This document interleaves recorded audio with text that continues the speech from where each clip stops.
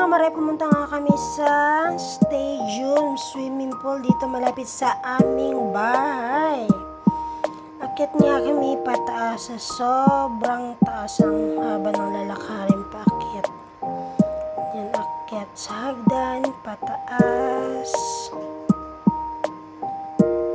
At sobrang init nga pala dyan. Ayan na, finally nasa taas na kami. Lakad-lakad konti. Meron rin pala diyang subway. Pag nagutom kapag tapos mag-swimming. Yan, may sabi dyan sa kilid-kilid lang.